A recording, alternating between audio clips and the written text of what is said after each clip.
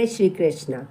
निर्जला एकादशी की आप सभी को मंगल कामनाएं। भगवान श्री विष्णु की विशेष कृपा आप पर और आपके परिवार पर सदैव बनी रहे। आज सुनेंगे निर्जला एकादशी की व्रत कथा। इसे महर्षि व्यास एवं भीमसेन की कथा भी कह सकते हैं। शौनक आदि 88,000 ऋषि मुनि अत्यंत श्रद्धा से इन एकादशियों की कल्याणकारी व पापनाशक रोचक कथाओं का श्रवण कर आनंदमग्न हो रहे थे। अब सभी ने ज्येष्ठ माह के शुक्ल पक्ष की एकादशी की कथा सुनने की प्रार्थना की। तब सूत जी ने कहा महर्षि व्यास से, एक बार भीमसेन ने कहा, हे पितामह, भ्राता युधिष्ठिर, माता कुंती, द्रौपदी, अर्जुन, नकुल और सहदेव आदि एकादशी के दिन व्रत करते हैं।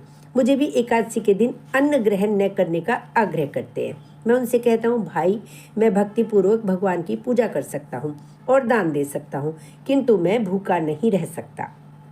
इस पर महर्षि व्यास ने कहा, हे भीमसेन, वे सही कहते हैं।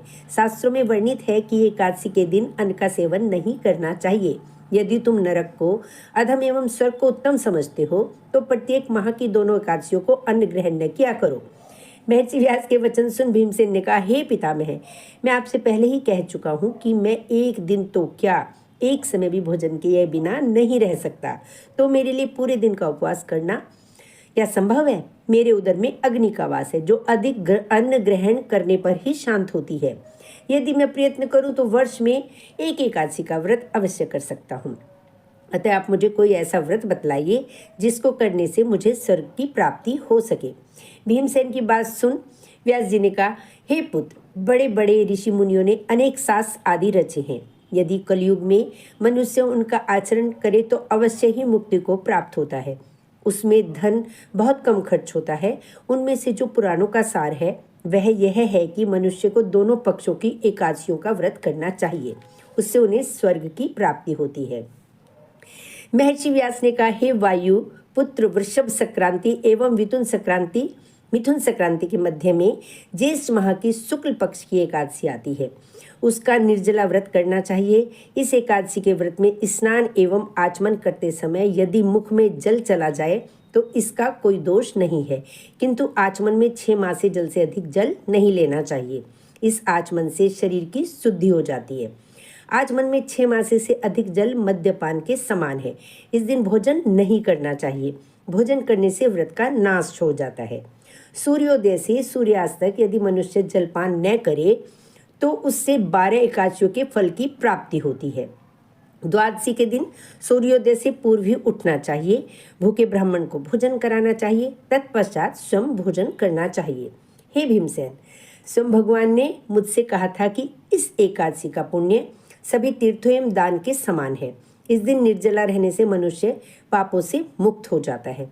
जो मनुष्य निर्जला एकादशी का व्रत करते हैं उन्हें मृत्यु के समय भयानक यमदूत नहीं दिखाई देते, अपितु भगवान श्रीहरि के दूत स्वर्ग से आकर उन्हें पुष्पक विमान पर बैठाकर स्वर्ग को ले जाते हैं। संसार में सर्वोत्तम निर्जला एकादशी का व्रत है। अतः यत्न पूर्वक इस एकादशी का निर्जल व्रत करना चाहिए। इस दिन ओम नमो भगवते वासुदेवाय इस मंत्र का उच्चारण करना चाहिए। इस दिन गोदान करना चाहिए। इस एकादशी को भीमसेनी या पांडव एकादशी भी कहते हैं।